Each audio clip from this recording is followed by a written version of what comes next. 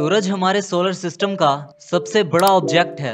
ये इतना बड़ा है कि ये हमारे सोलर सिस्टम के 99.8% मैस को कवर करता है और हमारे बाकी के प्लैनेट्स सिर्फ 0.2% मैस को कवर करते हैं। सूरज इतना बड़ा है कि इसमें 1.3 मिलियन यानी कि 13 लाख जमीनें समा सकती हैं। ये सब सुनने के बाद हमें ऐसा लग रहा होगा कि शायद सूरज हमारी कायनात का सबसे बड़ा सितारा है, लेकिन ऐसा बिल्कुल नहीं, बल्कि सूरज एक नॉर्मल साइज का सितारा है।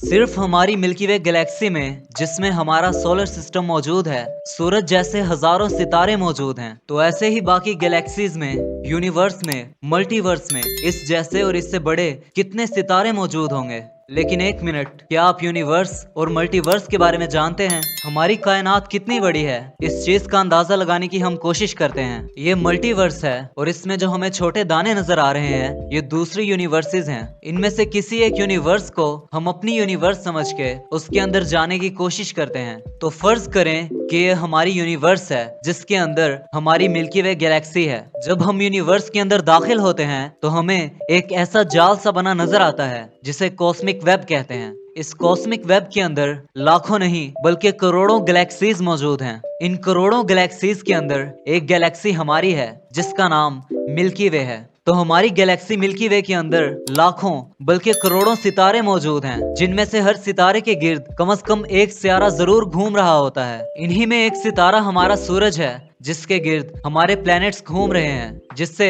हम सोलर सिस्टम का नाम देते हैं। तो इससे हमें इतना अंदाजा तो हो गया होगा कि सूरज जैसे या इससे बड़े हजारों बल्कि लाखों सितारे हमारे मल्टीवर्स में मौजूद हो सकते हैं। तो आज की वीडियो में हम ऐसे सितारों के बारे में जानेंगे जो हमारे सूरज से भी कई गुना बड़े हैं। ये बीटा सेंटोरी स्टार है, जो हमसे तकरीबन 390 लाइट ईयर्स दूर है। ये हमारे सूरज के मुकाबले 30,000 गुना ज्यादा चमकदार है और इसका साइज इतना बड़ा है कि अगर हमारे सूरज को 13 दफा मिलाया जाए तो अकेला ये सितारा बनता है। लेकिन इस सितारे का लाइफ स्पैन तकरीबन 2 करोड़ साल है और इसके मुकाबले में हमारे सूरज का लाइफ स्पैन तकरीबन 10 अरब साल है। अगले स्टार का नाम R136A1 है। ये काफी मैसिव स्टार है। इसका मैस हमारे सूरज से तकरीबन 315 गुना ज्यादा है। ये हमारे सूरज से तकरीबन 90 लाख गुना ज्यादा चमकदार है और इसका साइज हमारे सूरज से तकरीबन 30 गुना ज्यादा बड़ा है। यानी अगर हमारे सूरज को 30 दफा मिलाया जाए तो ये स्टार बनता है। ऐसे स्टार्स दो सितारों के मर्ज होने से बनते हैं, इसीलिए ये काफी रेयर पाए जाते हैं। इसके बाद आता है गैक्रेक्स। ये स्टार रेड जाइंट स्टार की कैटेगरी में आता है। इसका मैस हमारे सूरज से तकरीबन 30% ज्यादा है, लेकिन इसका रेडियस हमारे सूरज से 84 टाइम्स ज्यादा है। हमारा सूरज जब अपनी जिंदगी के आखिरी मराहिल में होगा तब ये भी एक रेड जाइंट बन जाएगा और इसका साइज आज के सूरज के मुकाबले तकरीबन 200 गुना ज्यादा बढ़ जाएगा और साइंटिस्ट के मुताबिक उस वक्त ये वीनस और मरकरी को निगल जाएगा। अब बारी आती है यूनिवर्स के लार्जेस्ट स्टार की, जिसे हाइपर जाइंट कहा जाता है। ये स्टार इतने बड़े होते हैं कि इनका आउटर मैस स्पेस में चला जाता है, क्योंकि इनके पास इतनी ग्रेविटी ही नहीं होती कि इतने ज्यादा मैस को पकड़ कर रखें। इसका मैस हमारे सूरज से सिर्फ 25 गुना ज्यादा होता है, लेकिन इसका रेडियस हमारे सूरज से तकरीबन 300 गुना ज्यादा होता है। इनसे भी बड़े स्टार की कैटेगरी को येलो हाइपर जाइंट कहा जाता है, लेकिन इन स्टार्स का लाइफ स्पेन सिर्फ कुछ करोड़ साल होता है। रो कैसिपियाई नाम का एक हाइपर जाइंट ये इतना ज्यादा ब्राइट है कि हम जमीन से